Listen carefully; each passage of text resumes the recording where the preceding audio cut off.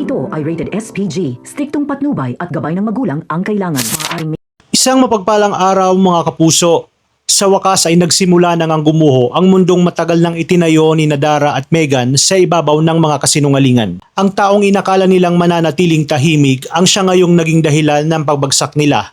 Walang iba kundi si JC. Sa isang live interview, isa-isang ibinunyag ni JC ang buong katotohanan.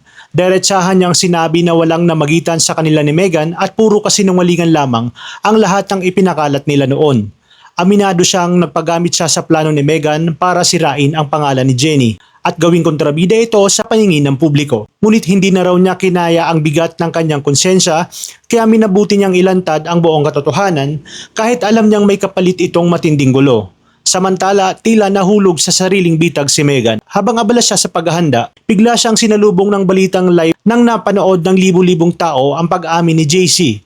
Kitang-kita sa kanyang mukha ang pagkabigla nang marinig ang bawat revelasyong sumira sa lahat ng matagal niyang itinago.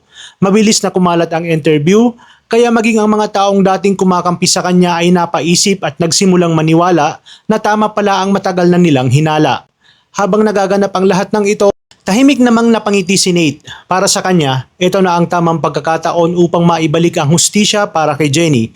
Sa wakas, may isang taong naglakas ng loob na sabihin ang katotohanan.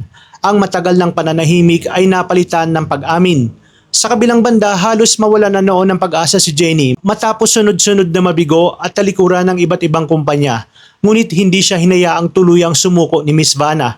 Mahigpit niya itong pinayuhan na wag bibitiw sa pangarap dahil darating din ang araw na babalik ang lahat ng nawala sa kanya. Siniguro rin niya na hindi niya iiwan si Jenny hanggang sa muli itong makatayo. At iyon na nga ang nangyari. Matapos mabunyag ang katotohanan, unti-unting bumaliktad ang sitwasyon. Isa-isang bumalik ang mga agency na dating tumanggi kay Jenny. Maging ang Hilaga recording ay tuluyan ng kumalas sa impluensya ni Dara matapos mapagtanto ang buong katotohanan. Ayon sa kanilang pamunuan, mas nararapat na mabigyan ng pagkakataon si Jenny kaysa suportahan ang maling ginawa ni Dara.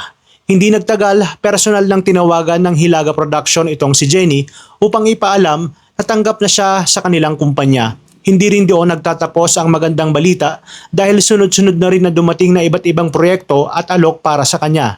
Kabilang na nga ang posibilidad ng pakikipag-collab dito sa BGYO. Habang patuloy namang umaangat ang pangalan ni Jenny, kabaliktaran naman ang sinasapit ni Megan. Ang lahat ng paninirang ginawa niya noon ay tila unti-unti nang bumabalik sa kanya. Ang mga taong dati niyang napaniwala ay nagsisimula ng tumalikod sa kanya. At ang dating kampante niyang ngiti ay napalitan ng mga luha at pagsisisi. Sa huli, napatunayan na kahit gaano katagal maitago ang kasinungalingan, darating pa rin ang araw na mananaig ang katotohanan.